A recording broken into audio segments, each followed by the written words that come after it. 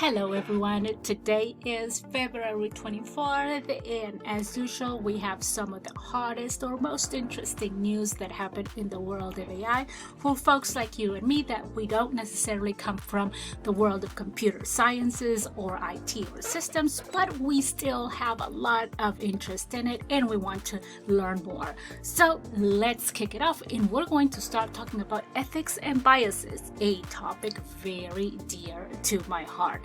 And we're going to do that to prove that even when we are discussing biases, we are also subject to biases. Let's take it from the top. Gemini, and you probably remember Gemini from talking about ChatGPT, we talked about Bard, we talked about Claude, and so forth. Well, now think about Gemini. Gemini is Google's conversational AI, and it's been all over the news for a bit, especially after announcing that it had this ridiculous context window, and that is specifically for its Gemini 1.5 Pro. What is context and what is tokens? Tokens are the Lego units in what GPTs are going to be measuring their capacity. So we have characters whenever we're typing.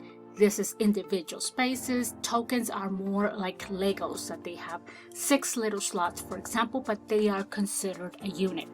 Hold on. That doesn't necessarily mean that each word is a token. It splits a little bit differently. We do have another video about this, but I just want you to have the right frame of mind. Tokens. We're talking about tokens.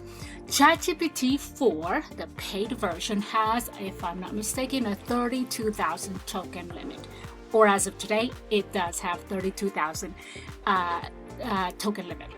Claude 2, which I love, the free version has 100,000 tokens limits. Well, Gemini 1.5 announced 1 million. Mind blown completely. So what happened at the same time? Sora, through its imaging and the video capacity that it had, pulled a completely hold my beer moment when it nonchalantly showed off all that it can do with its videos and all the expectations that it now holds, including something that happened with the Tyler Perry, who was about to spend an enormous amount of money to do a new studio and said, I don't think so. There's some other ways that we can do things now. I told you, AI is really changing the way we do things. So there's more news hitting the streets, but what we're going to talk today, or for this week, is what happened with Gemini and the capability that it has to generate images. It can do text, it can do sound, and it can also do images.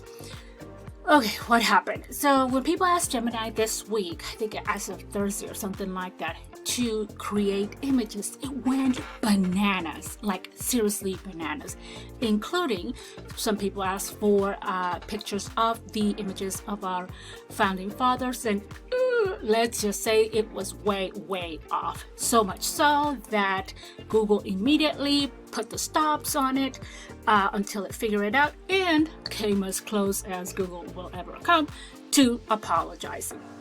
It has now, it's been in the works, and people are now starting to think. AI risk hallucination insurance, anyone? There's an idea. So let's talk about bias, or why does this matter?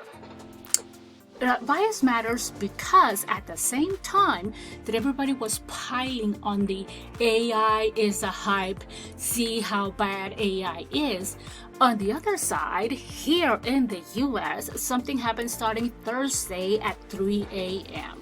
I think it was Central Time. AT&T, one of the biggest providers here, I think it has something like 250,000 providers. If I'm way off, I'm sorry, I didn't check that. Cell phone access was down.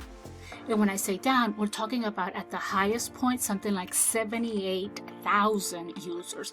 This matters because a lot of folks, including ourselves, we don't use landlines anymore. So for emergency, some businesses, they were down for a while. It started at 3 in the morning. As of noon, a lot of people, I think 58,000 folks were still without service. It was a mess. It really, really made a big deal. So this impacted Atlanta, Chicago, Houston, really big cities.